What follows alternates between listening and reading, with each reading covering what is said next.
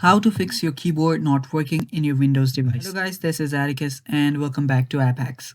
In today's video, I'll teach you guys how you can fix your Windows keyboard not working. So let's fix that. So first you need to open up Registry Editor. You can either go to Run and type regedit or simply head over to your search bar and then search for Registry Editor. So after you open this up, there are a few locations that you want to go to. So I'll show that to you. This is the file location that we'll go to. So let's keep that in the background and head over to first HKey local machine and then system. And under system, you will need to head over to current control set. Expand that and under here you will need to go to services. Now under services, scroll down. All of these are arranged in alphabetical order. So now we'll head over to I and here you will find this I80042 PRT.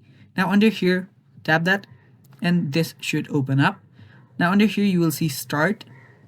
Right click on start and tap on modify.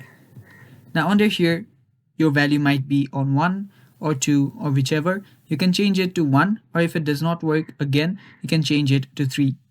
After you do that, tap on OK and it should work just fine. And that is how you fix the problem, guys. Now you can restart your computer and yeah, that is basically it. Thanks for watching. Stay tuned for more and bye-bye.